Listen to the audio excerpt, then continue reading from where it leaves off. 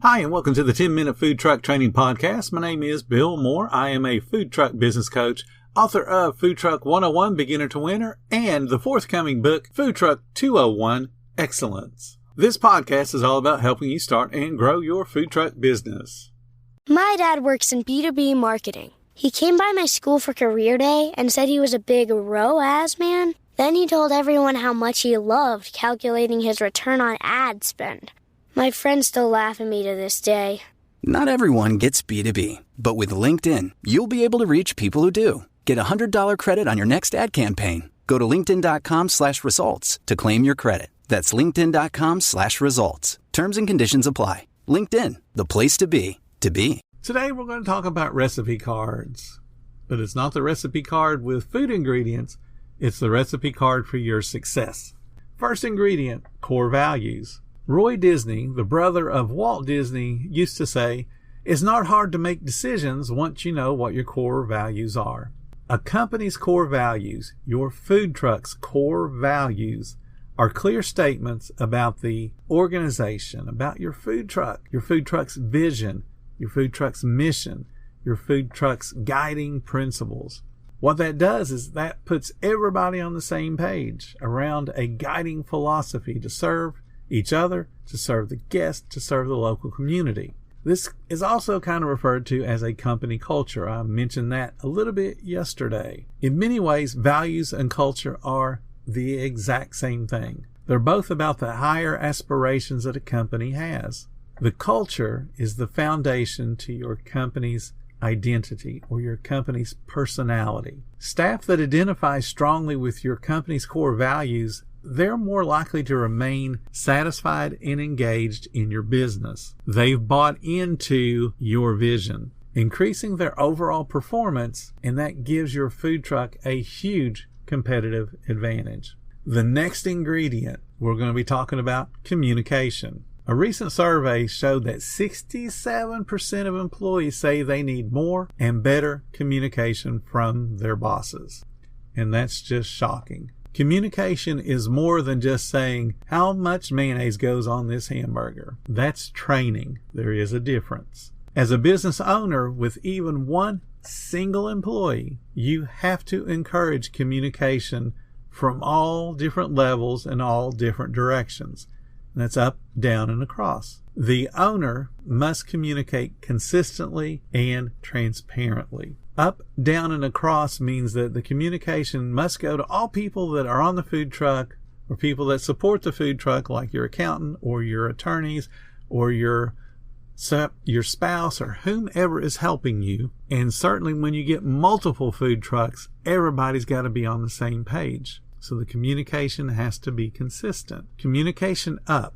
That means the staff can speak about and share their concerns to their immediate supervisors without fear of any kind of repercussion or embarrassment of, hey, that's a stupid idea. So the communication has to come from the ground up to the boss, to you as the owner. Communication down means you as the owner communicate explicitly and directly to people needing the information. You don't assume experience means the staff will perform like you want. You have to communicate, you have to train, you have to coach.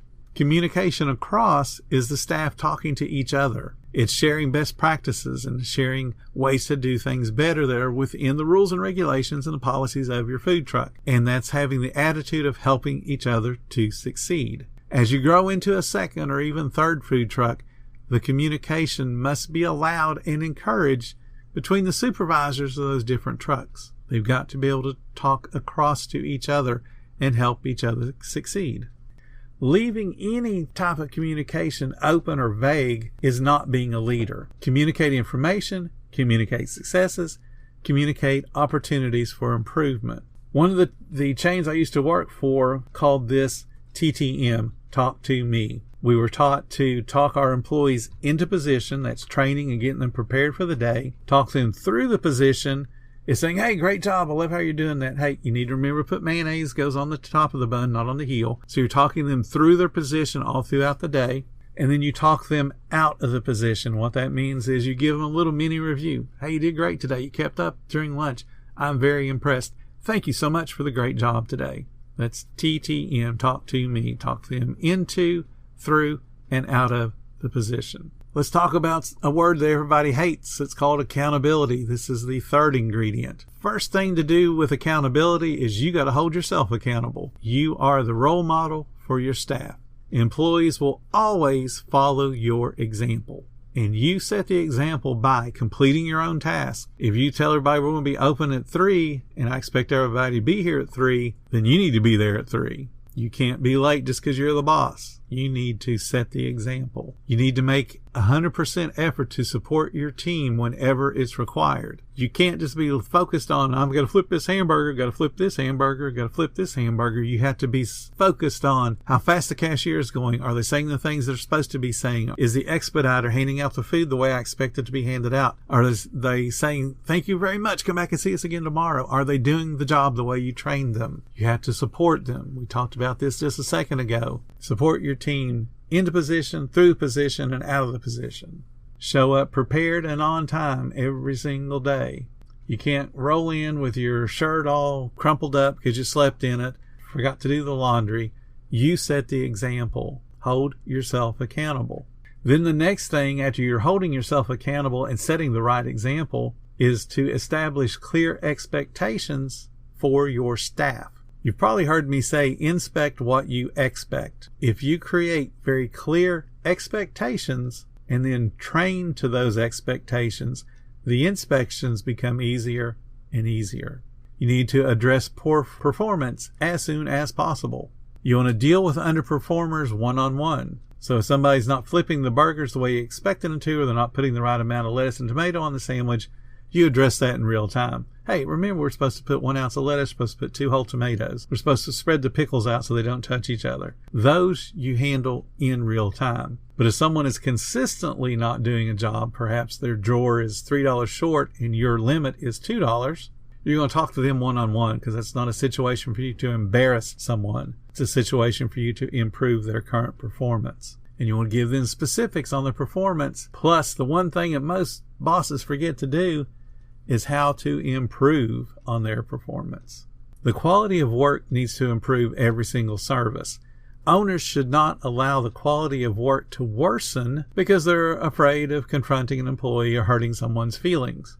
This is your business. This is your livelihood. You cannot allow things to slip by because you're afraid of hurting someone's feelings. Terminating people is never fun, but there are times when it has to be done. If you allow an infection to fester, it does more damage than just dealing with it and removing the infection. There was many times in my career I've had to terminate people, and not a one of them was fun, but it still had to be done because they were creating more damage to the business by being there one more day. Tomorrow, we're going to add a few more ingredients to this recipe card. Thank you guys so much for listening to the 10-Minute Food Truck Training Podcast. If you're finding all the information helpful in your food truck business, please become a monthly supporter of our podcast. Just hit the support button or follow the link in the description. Every little bit does help keep us going. If you like being around like-minded positive people, join our Facebook group. It's called Food Truck Training. We have a whole bunch of awesome members. We have a whole bunch of awesome members at all different levels, from just starting newbies to decades-old veterans. They've all got your back when it comes to food trucks. And again, thank you so much for listening. Come back tomorrow because I have plenty more to say about helping you and your food truck business grow.